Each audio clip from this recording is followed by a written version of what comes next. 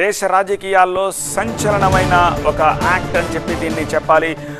ఇంతవరకు ఎప్పుడు కూడా ప్రధాని నివాసాన్ని ప్రతిపక్షాలు ముట్టడించిన దాఖలాలు లేవు. ప్రధాని ఇంటి ముందు ప్రధాన ప్రతిపక్ష నేత ధర్నాకి కూర్చున్నారు. పదుల కొద్దీ ఇతరత్ర కాంగ్రెస్ సీనియర్ నేతలంతా కూడా ఆయనను అనుసరించారు. 2 గంటలకు పైగా మోదీ ఇంటి ముందు రాహుల్ బృందం ఈ ధర్నా కొనసాగిస్తోంది. రాజకీయ అసాధారణ పరిణామంగా దీనిని విశ్లేషకులు భావిస్తున్నారు. విద్యార్థులపై నిన్నటి లాఠీ చార్జీ తర్వాత కాంగ్రెస్ నేతలు ఇవాళ అగ్రెసివ్ మోడ్లోకి వచ్చినట్టుగా తెలుస్తోంది. ప్రధాని నివాసం ముట్టడికి నిజానికి ప్రతిపక్షాలు ప్రయత్నించిన ప్రతి సందర్భంలో కూడా పోలీసులు ముందుగానే విషయం తెలుసుకుని సమర్థవంతంగా దానిని అడ్డుకునేవారు. కానీ ఇవాళ టాక్టికల్గా ప్రతిపక్ష నేతలంతా కూడా ప్రధాని నివాసానికి ఉండే ఎగ్జిట్లలో ఒక ఎగ్జిట్ దగ్గరకు చేరుకొని అక్కడ బైఠాయించి నిరసన కంటిన్యూ చేస్తోన్న దృశ్యాలను చూస్తున్నాము.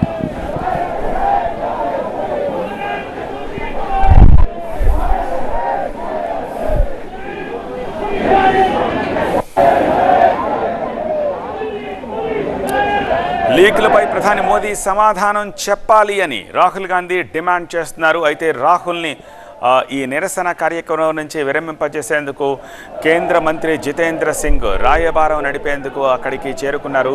కేంద్ర మంత్రి జితేంద్ర సింగ్ రాహుల్ తోటి మాట్లాడారు. అయితే రాహుల్ తన నిరసన విరమించేందుకు అంగీకరించలేదు. కొన్ని డిమాండ్లు జితేంద్ర సింగ్కి చెప్పారు. జితేంద్ర సింగ్ ఫోన్లో ఆ డిమాండ్లను కేంద్ర పెద్దలకి అందించారు.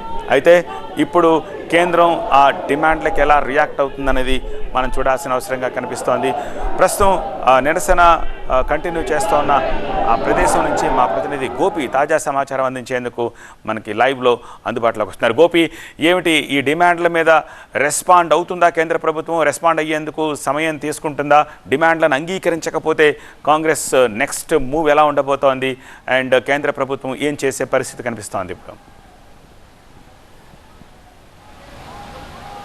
సత్య, ఒక చారిత్రాత్మకమైన నిరసన అని చెప్పాల్సి ఉంటుంది. దేశ ప్రధాని నివాసం ఎదుట ప్రతిపక్ష నేత అలాగే ఎంపీలు వీరంతా కూడా తమ ఆందోళనని కొనసాగిస్తున్నారు.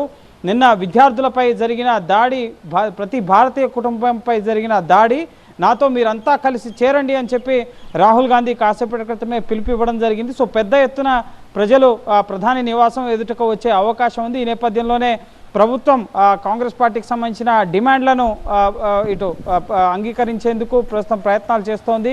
అందులో భాగంగానే ప్రధానమంత్రి కార్యాలయానికి సంబంధించిన మంత్రి జితేంద్ర సింగ్ రాహుల్ గాంధీ, కేసీ వేణుగోపాల్తో చర్చలు జరుపుతున్నారు. కొన్ని డిమాండ్లను వారి ముందు ఉంచడం జరిగింది. ఈ నేపథ్యంలో జితేంద్ర సింగ్ రాహుల్ గాంధీతో మొదట చర్చలు జరిపిన తర్వాత మళ్ళీ అమిత్ షాని కలిసి వచ్చారు. ఆ తర్వాత మళ్ళీ ఇటు కేంద్ర ప్రభుత్వ వైఖరి ఏంటి అనేది పార్లమెంట్లో ముఖ్యంగా సభా సమయంలో పార్లమెంటు సమావేశాల్లో ఏవైతే ఎంపీలు లేవనెత్తాలి, ఇక్కడ సమాధానం కోరాలి అనుకున్నది అక్కడ సాధించలేకపోయారో పార్లమెంటు సభలో, పార్లమెంటు బయట రోడ్లపైన ప్రధాని నివాసం ఎదుట తమ డిమాండ్లను సాధించుకునే దిశగా ఇటు రాహుల్ గాంధీ అలాగే కాంగ్రెస్ ఎంపీలంతా కూడా ప్రయత్నం చేస్తున్నారు. 2 రాష్ట్రాల కాంగ్రెస్ ఫలిత రాష్ట్రాల ముఖ్యమంత్రులు విడి సతీశన్, డీకే శివకుమార్తో పాటుగా కాంగ్రెస్ పార్టీకి సంబంధించిన సీనియర్ ఎంపీలంతా కూడా ఈ ధర్నాలో పాల్గొనడం జరిగింది. సుమారు 2 గంటలుగా ఈ ఆందోళన కొనసాగుతోంది.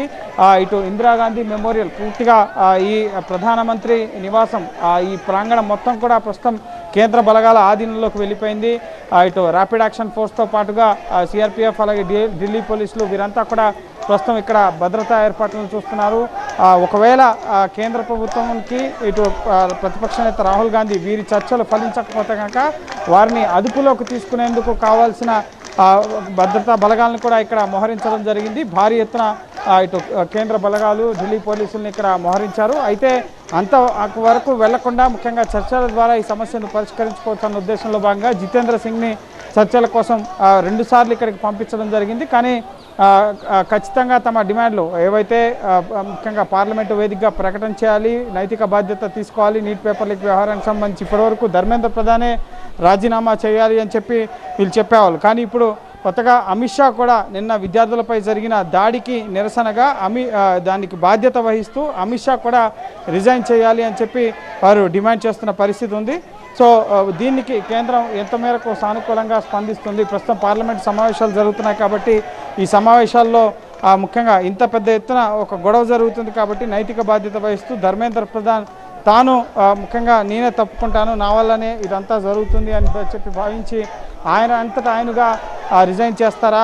ముఖ్యంగా స్వచ్ఛందంగా ముందుకొచ్చి విద్యార్థులు కోరుతున్నారు, దేశంలో ప్రధాన చర్చనీయాంశంగా ఉంది కాబట్టి ఆయనంతటా ఆయన రిజైన్ చేస్తారా, లేక ప్రభుత్వం మరే ఇతర మార్గం ద్వారా అంటే పార్లమెంట్లో చర్చల ద్వారా ఒక ప్రకటన చేసి అక్కడ ముఖ్యంగా ఆయనతో రిజిగ్నేషన్ ఇప్పిస్తారా ఏంటి అనేది ఇంకా తెలియరాలేదు. ప్రస్తుతం 2 గంటలుగా అయితే ఈ ఆందోళన కొనసాగుతూనే ఉంది. ఇది ఇంకా పెరిగే దిశగా రాహుల్ గాంధీ ప్రతి ఒక్కరూ కూడా దేశ విద్యార్థుల భవిష్యత్తుకు నష్టం జరుగుతుంది, మీరంతా వచ్చి నాతో కలిసి చేరండి అని చెప్పి ఆయన పిలుపు ఇవ్వడంతో ప్రస్తుతం ఈ ఏరియాను మొత్తం కూడా పోలీసులు తమ ఆధీనంలోకి తీసుకున్నారు. ప్రధాని నివాసానికి వచ్చే అన్ని మార్గాలని కూడా మూసివేశారు.